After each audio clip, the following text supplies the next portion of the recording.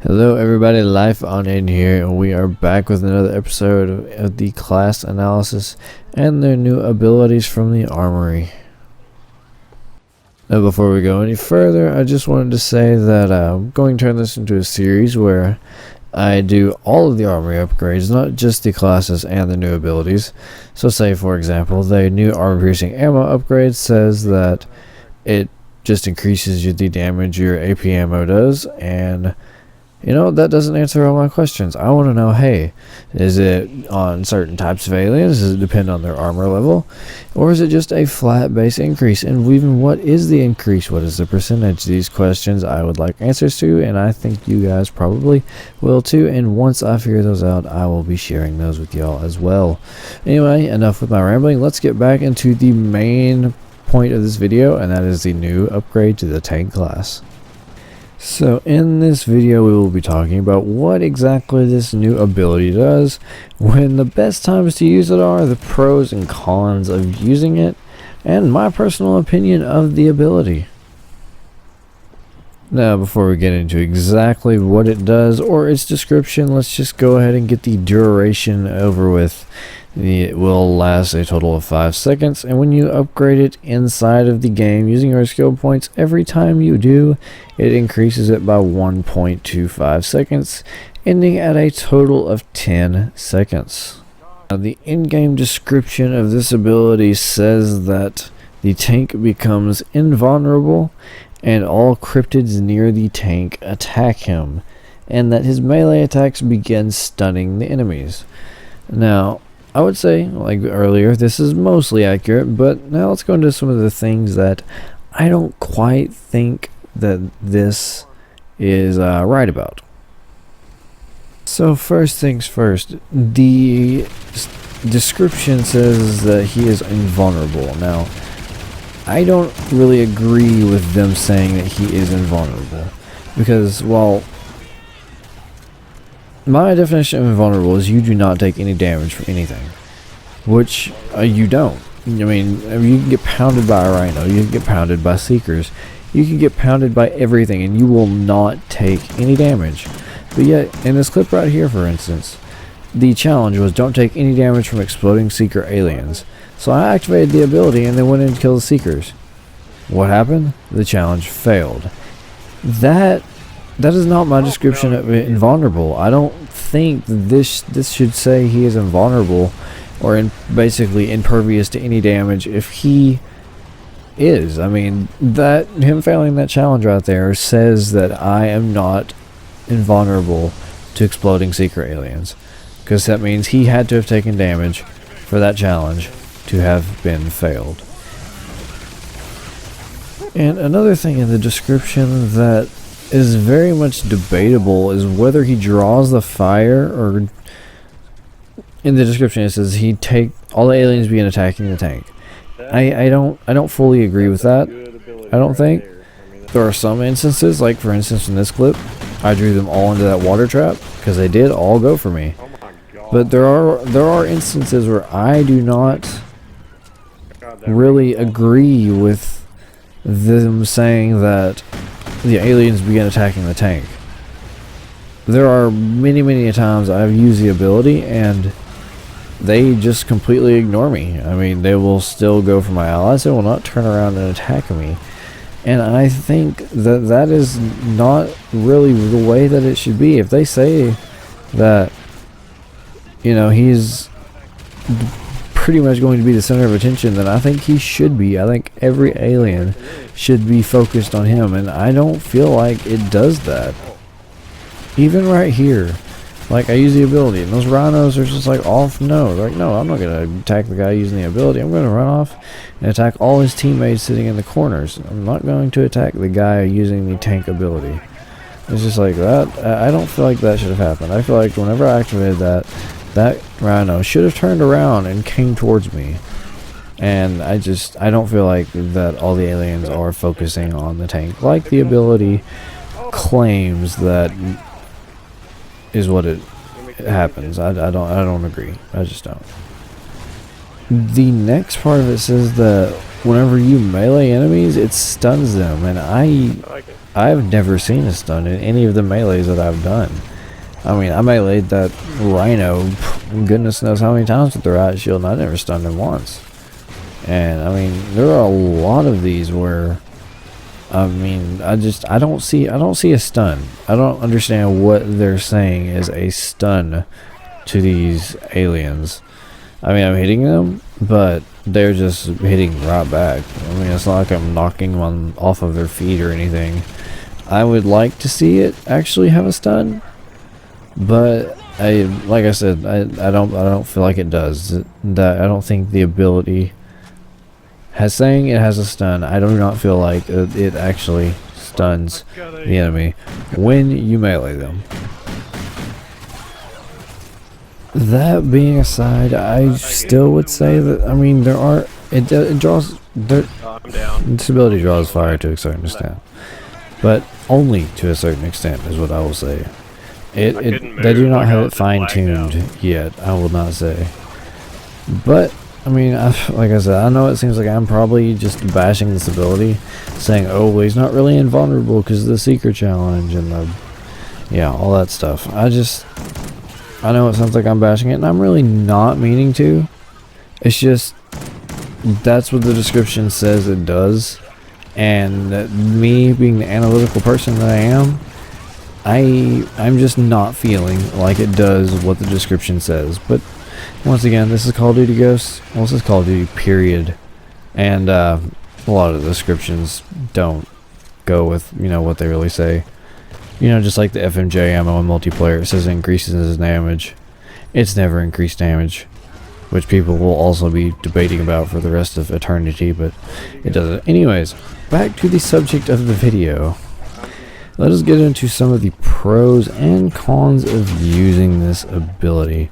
Let's go ahead and start with the pros. Of course, number one, you are literally invulnerable. You will not die when this ability is active. I mean, there's literally nothing that will kill you. You could, well, unless you jump off the map. I have done that. You will die. But other than that, nothing kills you. I mean, you're invulnerable. That's obviously a huge pro. Another pro is you can use this ability when it works right to save your teammates' life a lot.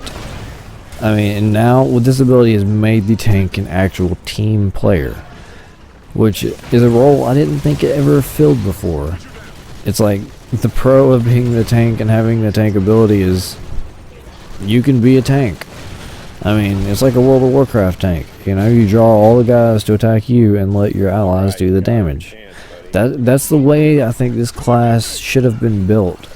And now with this ability, it can actually kind of have that tanky build.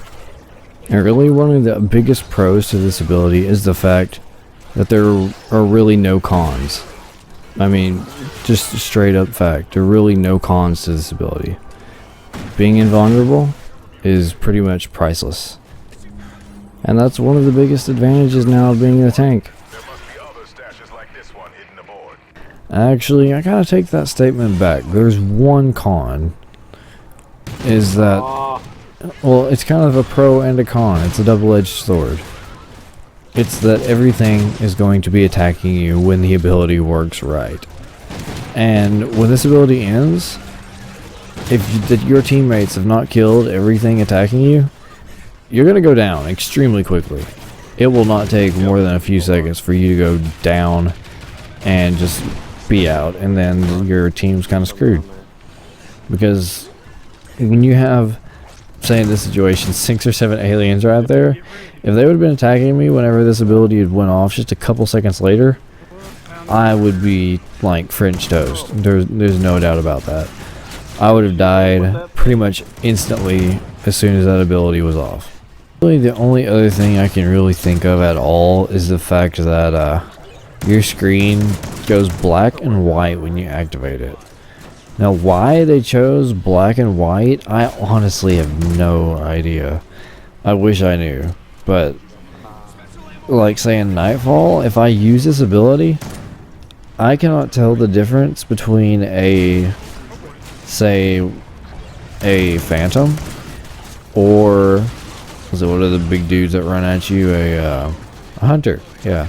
There's really no difference in a phantom and a hunter in the way they look when they're black and white. And it is extremely hard to tell which is which. And that's the other, I don't know if I'd call it a con, but that's the other thing I personally don't like, is the fact your screen's black and white. I wish that would have made it like a little effect that goes around instead of just black. And I guess I'm doing this video a little bit out of order on accident, but I guess I'm going to now get into the part of when to use this ability. Obviously, when there are rhinos, it's obviously always going to be a perfect time to use it. I mean, you just not getting hurt by a rhino at all is so significant, especially if you're running relics. But just period, the fact that you're going to be distracting a rhino, getting it off of your teammates, that ability helps a ton. And I mean, really, anytime it's a panic mode ability. Also, there are many times I am about to die, and I push that, and then I just hope I can get out of the situation that I'm in. I mean, that's really the best thing. It is a panic mode ability. It is the panic mode ability of this game. If there's one ability in this entire game that is good for panic mode, it's this one, because you can't die. You panic, you run away. That's what I do. That is the best thing about this. I don't know what to do. I mean, in this situation right here, 2 rhinos. Perfect time to use it. Both of them distracted on you while your teammates are sitting there pounding. You have your medic. And the medic. I'll get into this a little bit later. But yeah, this you are the distraction. I mean, it's a perfect ability to use whenever there are rhinos. Also, the phantoms. The phantoms do a ton of damage to your guys. You use that when there's phantoms around. Get them off of your people. Another perfect time to use it. But this is kind of the same thing with the weapon specialist, and really any of these abilities. There is never a bad time to use it. There's only a 3-minute cooldown, so you can spam these abilities as much as you want without having any sort of penalty. I mean, taking out the phantoms, just anytime you know there's going to be something big, then use it. And technically, they don't even have to be big. The Seekers.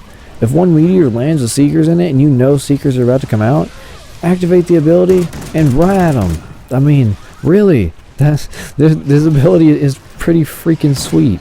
I love it. In fact, it's made the tank one of my favorite classes to play in a group of people.